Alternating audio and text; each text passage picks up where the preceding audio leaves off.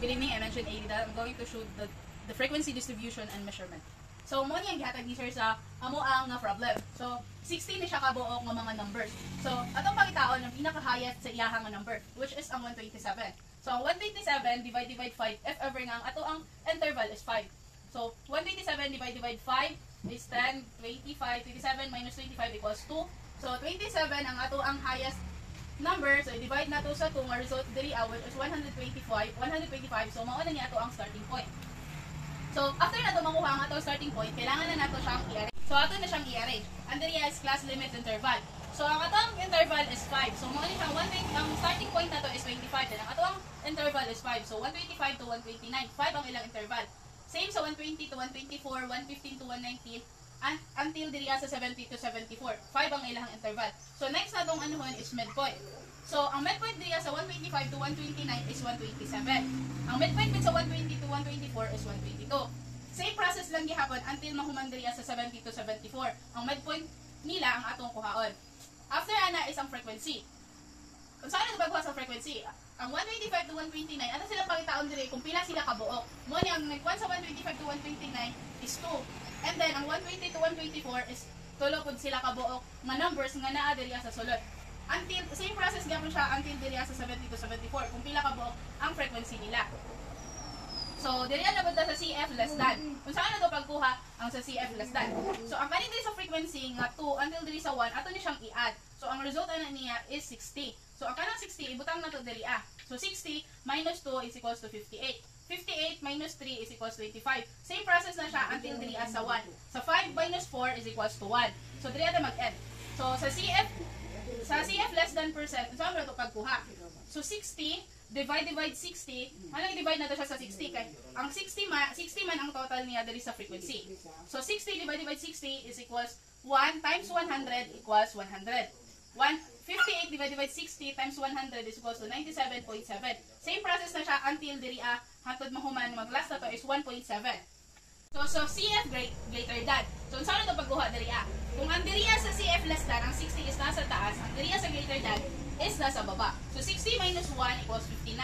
59 minus 4 equals 55. So ang process na to is pataas. So mao lang gyapon ang process niya, i-minus siya diri sa frequency until mahuman diri So, kumana na, dili pa sa CF greater than percent. So, unsaan na to? Is 2 divided by 60 times 100, ang result is 3.3. 5 divided by 60 times 100 equals 8.3. So, same process lang gihapon siya until siya mahuman diri nga ang result is 100. Same diri ang result is 100. So, diri sa 3F, unsaan na to pagkuha? So, diri na mag-on sa frequency. 2 divided by 60 is equals to 0.03.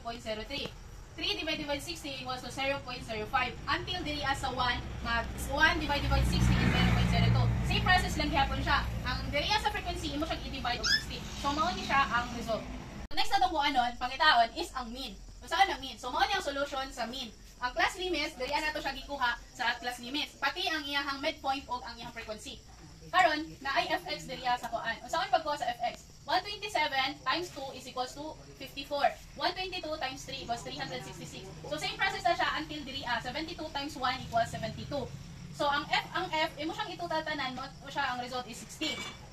I-add mo ang fx tanan until diri sa 72, result siya of 6,060. So, ang ato ang mean mo, ato ang formula. So, balik, ato ang fx is 6,060.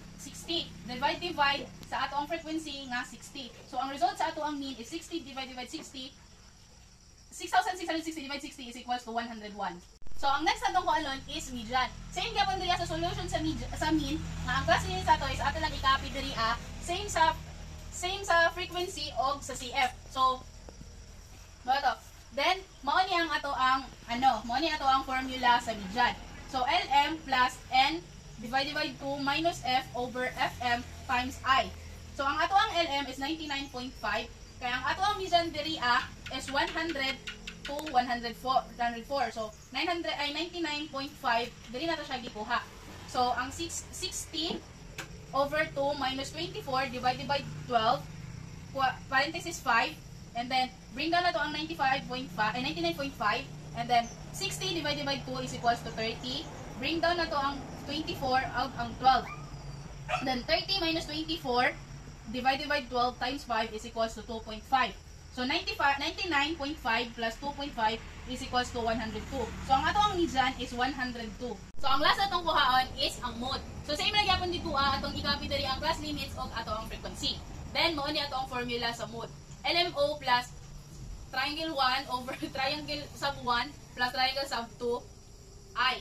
So ang atong LMO is 100 plus ang ato ang triangle sub 1 is equals to 7 over 7 plus 4 5. So 7 bring down na to. 7 plus 4 is equals to 11. So bring down na to 100. 7 divided by 11 times 5 equals 3.18. So ang ato ang mode is 103.18. So mao to ang kuan sa frequency distribution and measurement.